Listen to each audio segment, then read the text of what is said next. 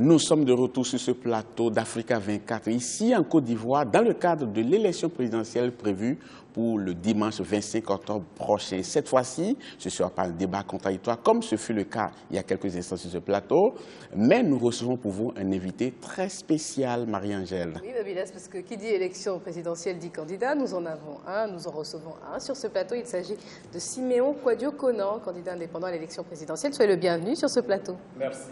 En tout cas, pour nos téléspectateurs qui n'ont pas encore eu l'occasion de poser un certain nombre de questions à M. Kouadio-Konan Siméon, c'est l'occasion. Vous pouvez nous envoyer vos réactions, vous pouvez lui poser directement des questions. Nous ferons le désir et le plaisir de le lui transmettre. Marie-Angèle, est-ce qu'on peut leur rappeler l'adresse? Mais une adresse qu'ils voient déjà à l'antenne, hein, civ2015@africa24tv.com. Nous avons lu certaines de vos réactions, nous poursuivrons dans cette même dynamique. Envoyez-les et nous les poserons aux candidats sur ce plateau. Monsieur Kouadio-Konan Siméon, que certains appellent affectueusement KKS, alors nous sommes pratiquement à la veille de la fin de la campagne électorale. Vous avez sillonné pas mal de régions. Alors, quelles sont vos impressions après avoir fait tout ce tour? Qu'est-ce que vous avez constaté? Merci, cher ami. Mais avant de répondre à la question, je voudrais préciser que c'est Konan Kouadio Siméon. Alors, ça compte beaucoup. Car je voudrais bien céder quelques voix à mon frère Kouadio Konan Bertin, qui lui est KKB, mais ici c'est une compétition que je voudrais bien loyale. Alors, mon impression, c'est que j'arrive de ce pas d'une tournée qui m'a conduit donc à l'intérieur du pays. Et l'impression que j'ai, c'est que nos populations, encore traumatisées, ne se sentent pas véritablement concernés par cette élection. Et mon effort a d'ailleurs essentiellement porté sur l'exhortation qu'il faille effectivement aller voter le dimanche. Je suis revenu en ayant l'impression d'avoir été compris, mais il y a du travail à faire de ce côté. Donc vous parlez de population traumatisée par la crise post-électorale. Vous avez suivi le débat qui s'est tenu juste avant avec un certain nombre de représentants sur ce plateau. Comment jugez-vous ce processus de réconciliation nationale en Côte d'Ivoire? Est-il abouti ou non? Éventuellement, quel est votre regard sur cette question, tout d'abord?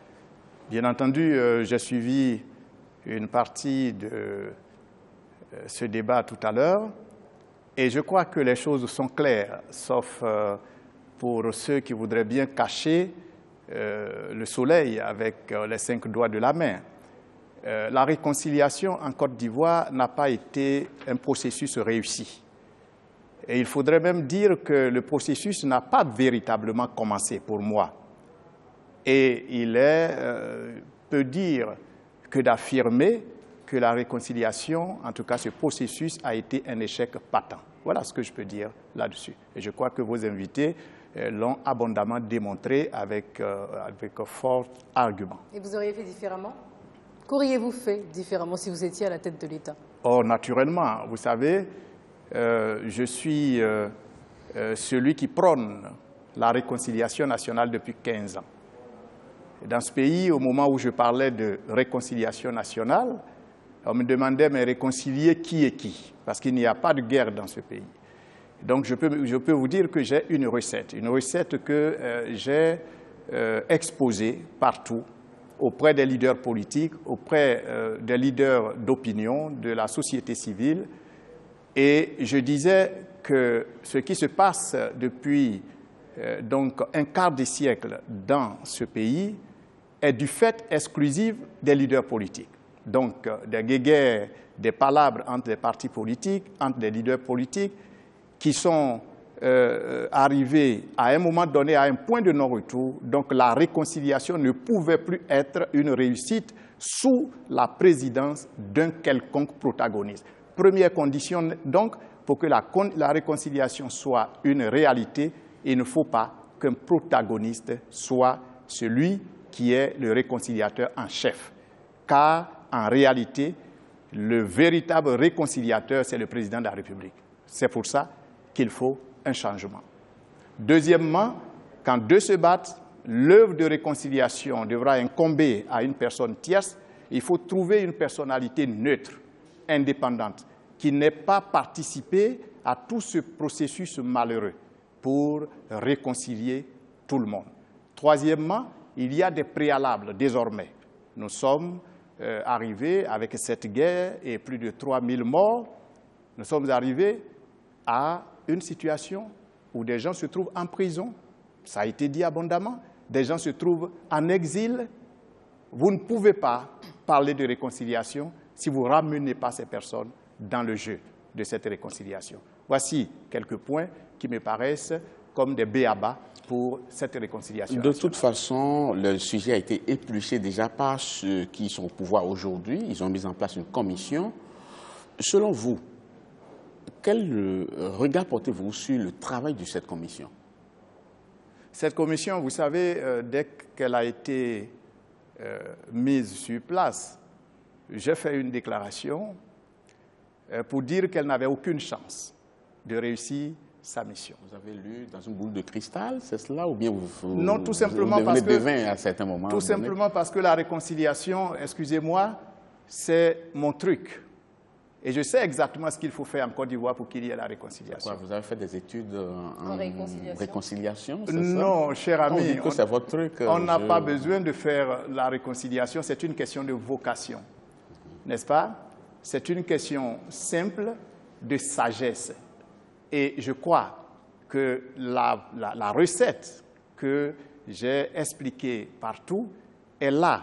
Il suffit de l'appliquer. Vous n'allez pas vous éloigner de la question. Hein. Oui. Vous disiez que vous avez dit qu'au moment où on a installé cette commission, vous disiez tout à fait. J'ai dit qu'il n'y avait pas de chance. Oui. Pour la raison que je venais d'expliquer. C'est-à-dire que cette commission était sous l'autorité du président de la République. Lui-même protagoniste, patenté de la longue crise que nous avons connue. Le président de cette commission n'avait que juste un rôle d'exécutant. Et c'est pour cela que j'ai dit cette commission aurait eu quelques chances si elle avait été véritablement autonome, ce qui n'était pas du tout le cas. Et je crois que le représentant du président Bani vous a fait la démonstration que le président Bani n'avait pas les mains libres pour orienter comme il aurait voulu ses travaux. Alors vous êtes le candidat qui n'a pas pris les 100 millions de francs CFA, qui n'a pas contribué, qui n'a pas pris cette aide qui contribuait justement à sa campagne électorale. Pour quelles raisons? Et est-ce que ça ne vous a pas handicapé dans cette campagne électorale face à vos 7 autres adversaires? Pourquoi je n'ai pas accepté les 100 millions offerts par le président de la République? Parce qu'il faut bien le préciser, offerts, consentis par le président de la République. Eh bien, simplement parce que je suis un homme qui veut respecter un certain nombre de valeurs. Un homme qui a des principes.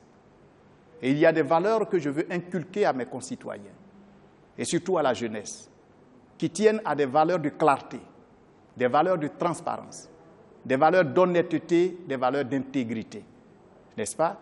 Quand je reçois une lettre du président de la République me demandant de passer chercher un chèque de 100 millions de francs CFA, que lui, le président de la République, aurait consenti à offrir au candidat, en l'absence de toute autre précision, j'instruis mon service juridique à l'effet de faire des investigations et de m'expliquer un peu la base légale de cette décision. Eh bien, à l'issue de cette investigation, je n'ai pu cerner avec exactitude la base légale de cette décision.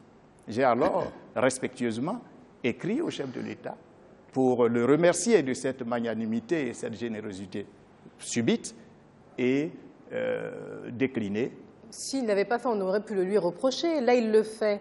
Quelque part, est-ce que ça ne fait pas avancer la démocratie et le processus électoral? Je vais même demander, est-ce que c'est le président de la République qui offrait? C'est l'État de la Côte d'Ivoire qui offrait? Ce n'est pas ce que disait la lettre. J'ai reçu une lettre en 2 paragraphes, disant tout simplement que le président de la République a consenti, et là je vous lis les termes de la lettre, a consenti à offrir une somme de 100 millions à chaque candidat. Passez chercher cet argent. Voyez-vous? Vous voulez dire que ceux qui en ont perçu ont eu tort? Non, je ne commente pas. Chacun est responsable. Moi, je suis attaché à des principes, je suis profondément attaché aux lois de la République et ce qui ne me paraît pas clair, ce qui est entretenu dans le flou, je me garde de m'y aventurer. Mais quel flou y a-t-il autour de ces 100 millions de francs CFA? On vous octroie 100 millions de francs CFA, vous faites votre campagne électorale, vous touchez un peu plus de personnes. C'est tout à votre avantage, non? Oui, vous madame. Vous sentirez peut-être inféodé au pouvoir en place? Oui, madame, mais vous savez, c'est bon 100 millions de francs CFA. Mais d'abord, vous savez que 100 millions, ça ne fait pas une campagne électorale. Ça, c'est une première chose. 100 millions de francs CFA qu'on vous offre à 2 jours de l'ouverture de la campagne présidentielle. Entre-temps, nous demandions une simple chose.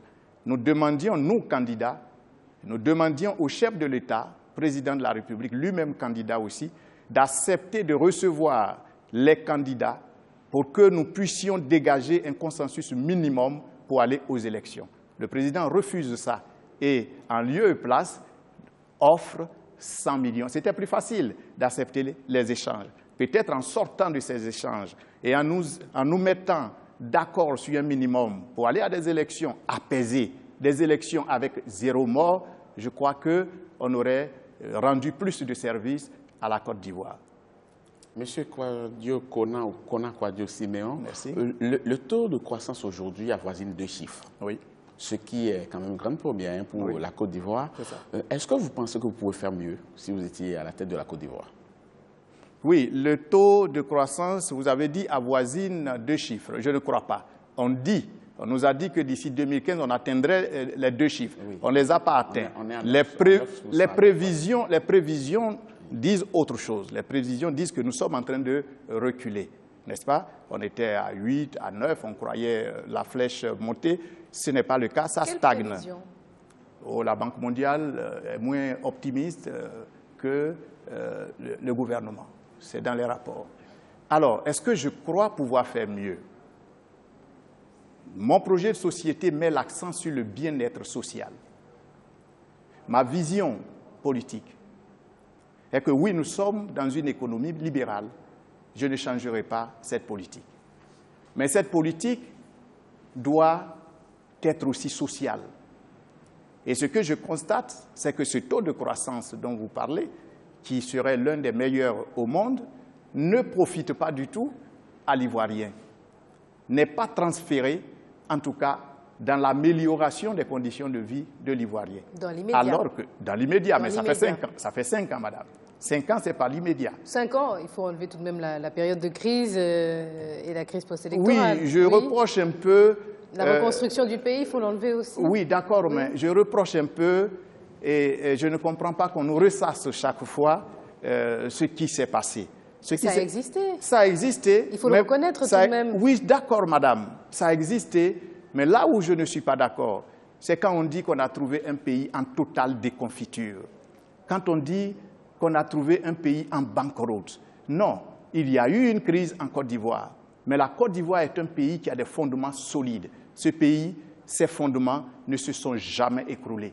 Les fonctionnaires ont été régulièrement payés. Et le pays s'est remis tout de suite sur les pieds. Le fait est qu'il faut poser la question de savoir qui a mis le pays dans cet état. Qui a promis mélanger ce pays et l'a fait? Qui a promis frapper un pouvoir moribond et l'a frappé? Voilà, cette déconfiture, qui en a été l'acteur principal? Qui? Monsieur Alassane Ouattara. C'est des faits. Je ne suppute pas. Monsieur Kouadio Kona Siméon, il y a des téléspectateurs qui ont commencé par nous envoyer leur réaction. Une question tout de suite. Une question de Amour Glombel. Glombei ou Glombel, hein. J'écorche peut-être votre prénom, vous m'envoyez désolé. Monsieur KKS, quelle est votre stratégie face au problème grandissant du chômage? Le problème du chômage, ça veut dire qu'il n'y a pas de travail. Il n'y a pas de travail parce qu'il n'y a pas de création d'emplois, il n'y a pas d'investissement dans les secteurs qui fournissent de l'emploi. Vous voyez, le taux de croissance dont on parlait est porté essentiellement par des secteurs qui ne créent pas d'emploi, n'est-ce pas? Alors, ce que je propose aux Ivoiriens et à l'internaute, c'est qu'il faut inverser, je veux inverser le sens de l'investissement. Ce qui est fait généralement, c'est qu'on investit à partir du sommet, en espérant qu'on arrive à la base. Mais je vous l'ai dit, avec les coupeurs de route, nous avons vite fait de ne pas retrouver ces investissements à la base. Moi, je vais inverser. Je veux qu'on investisse à la base, dans les masses paysannes, dans nos villages, dans nos contrées reculées, où il y a des richesses à exploiter. Ainsi, on crée de l'emploi. On permet à ces jeunes du village, à ces dames de différents villages, de pouvoir créer des emplois avec des revenus consubstantiels.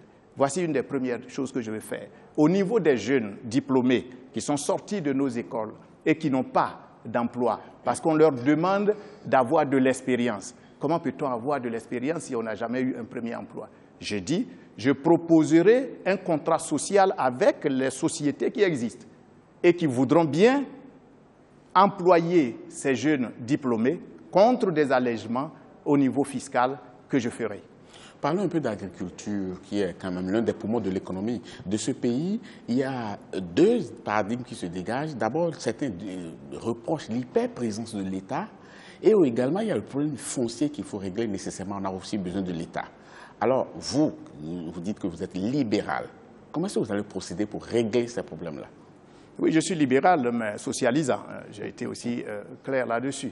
Le problème de l'agriculture, vous savez, le rêve cher du président Houphouët-Boigny, c'était d'avoir aujourd'hui, en 2015, une agriculture modernisée, mécanisée. Ainsi, les jeunes Ivoiriens auraient été fiers d'être sur leurs machines. Il faut mécaniser cette agriculture. Mais il y a un gros problème, vous l'avez touché du doigt, le problème foncier. Le problème foncier, c'est une bombe sur laquelle nous sommes tous assis. Il faut faire en sorte, il y a une loi qui a été votée, c'est la seule loi qui a été unanime dans ce pays. Il faut l'appliquer. Mais il faut aussi faire en sorte que ceux qui arrivent et qui se permettent impunément de s'accaparer les terres des autres, d'arracher les champs des autres, il faut que l'État soit suffisamment régalien à ce niveau pour régler définitivement la chose, en retournant à leur ayant droit ces biens qui leur ont été pris. Donc, là-dessus, je n'aurai pas d'état d'âme, je ferai en sorte que soient restituées les terres qui ont été accaparées, et ça fait partie des programmes d'indemnisation, ça fait partie de la réconciliation nationale. Et justement, vous ciblez aussi les femmes dans votre campagne électorale. Vous placez la femme au cœur de vos actions de gouvernance. Enfin, si vous étiez élu, vous la placeriez au cœur de vos actions de gouvernance. N'est-ce pas une stratégie purement électorale? Tous les candidats, on les entend, sollicitent les femmes, les jeunes, les agriculteurs. Madame, vous remarquerez que je suis un homme pragmatique et je dis ce que je fais. Je fais ce que je dis. La preuve, dans cette campagne, il y a un seul qui a une directrice nationale de campagne. C'est Konan Kwadwo-Siméon, KKS. Effectivement, c'est le cas. Mais dans votre équipe, combien de femmes sont représentées? Sur une dizaine de personnes, combien de femmes y a-t-il? Je suis autour de 35%. Ce n'est pas rien. Femmes, en fait. Ce n'est pas rien. Mais je vise, parce que je suis honnête avec vous, j'aurais pu vous dire non, il y a 100%, mais je suis un homme honnête. Mais je l'ai dit, je l'ai promis aux femmes, je vise la parité. Un secteur qui connaît assez de problèmes aussi, c'est le secteur de l'éducation. Les résultats ne sont pas toujours bons, les infrastructures ne sont pas toujours appropriées, le programme dispensé n'est toujours pas adéquat et pouvoir permettre à ceux qui sortent de l'université de pouvoir trouver du travail. Alors, par quoi faut-il commencer? Les infrastructures, le programme, les moyens? Vous allez commencer par quoi? Il faut tout faire, passez-moi le mot, concomitamment, car tout est urgent. Il est évident que, d'abord et avant tout, il faut des infrastructures. Il faut des classes, il faut de nouvelles universités. Le président sortant nous a promis une université par an. 5 ans après, nous n'avons rien vu venir, sauf à essayer de peindre un peu ce qui existait. Donc, il faut en reconstruire. Est-ce que vous pensez que c'est réaliste d'avoir une université par an? Oh, la question doit être posée à M. Alassane Peut-être que vous Ouattara. voulez faire mieux, c'est pour ça que je pose la question. Peut-être que vous pensez faire mieux. Pour la Côte d'Ivoire, enfin mieux, ça veut dire qu'on part sur quelque chose, un existant. Quand vous dites mieux, avec lui, le bilan est 0. Donc, bien entendu, n'importe qui ferait mieux. Oui, mais venant de vous, il n'y a pas pire que ça. Je pense là, je pense vous. Avec P7, oui, oui. Mais ce que je veux vous dire, cher ami, c'est que la Côte d'Ivoire est un pays solide. La Côte d'Ivoire est un pays leader. Plus de 5 000 milliards. Avec plus de 5 000 milliards, et je suis convaincu que quand je serai aux affaires, avec ma rigueur, mon intégrité et le programme anticorruption, tolérance zéro que je mettrai en place, nous pourrons très rapidement doubler ce budget. Ainsi, oui, nous pouvons construire plus d'une université par an. Cela est possible. Et je compte faire mieux. Combien? Plus d'universités par an. Si j'arrive à faire déjà 3 universités dans mon quinquennat, les Ivoiriens me le rendront. Mais justement, comment vous comptez faire plus que 0,27% des suffrages? Oh, je viens d'une tournée et je dois vous dire, vous le voyez, je suis arrivé tout fatigué, mais je suis devant vous tout pimpant, simplement parce que je suis optimiste. Oui, en 2010, j'ai été candidat, j'ai eu moins de 1%. Vous l'avez remarqué, je n'ai pas fait campagne. J'ai eu 90 minutes pour m'adresser aux Ivoiriens. 90 minutes au cours desquelles, d'ailleurs, l'électricité a été coupée un peu partout dans le pays. Donc, très peu d'Ivoiriens m'ont vu. Sur cette intervention, je suis venu 7e. Devant de grosses têtes de la politique ivoirienne qui ont des appareils, qui ont fait campagne et tout. Cette année, oui, je n'ai pas fait la campagne des autres, mais je suis allé à la rencontre des populations. Vous avez suivi ma campagne de proximité, contact. J'ai salué et je peux vous dire qu'il y a une surprise qui attend, une surprise agréable. Mais vous avez la même démarche tout de même. Vous avez la même démarche, vous proposez les mêmes idées qu'en 2010, à quelques changements près. Vous êtes toujours dans la même dynamique. Oui, mais vous savez, madame, en 2010, si la Côte d'Ivoire avait été un pays où on vote les idées, le président de la République se serait appelé Kona Kouadio-Siméon. Car de quoi parle-t-on aujourd'hui? De quoi parlent tous les candidats? Ils parlent de réconciliation nationale. En 2010, j'avais le seul projet baptisé Réconciliation nationale. Et la réconciliation nationale, madame, c'est il y a 15 ans, le 21 février 2001. J'aurais dû vous envoyer ce document ici sur le plateau, que j'ai proposé un document qui s'appelle « Pardon, réconciliation et paix en Côte d'Ivoire ». On me demandait, je vous l'ai dit, mais réconciliation entre qui et qui? Aujourd'hui, c'est la chose la mieux partagée par tous les observateurs sérieux de la scène politique, y compris mes pourfendeurs d'antan.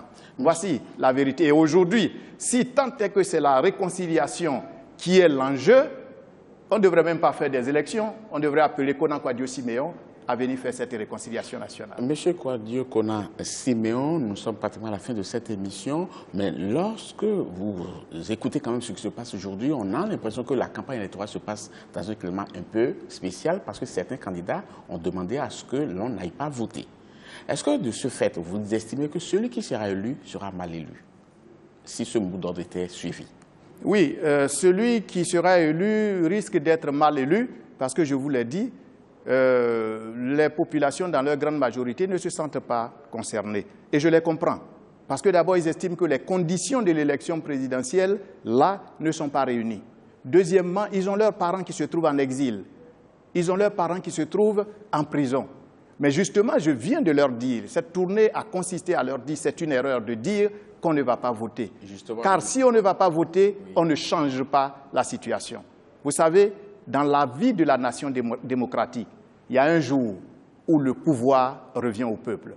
Ce jour-là, pendant 24 heures, ce dimanche, le pouvoir est momentanément retiré des mains du président sortant et redistribué entre les mains de chaque électeur.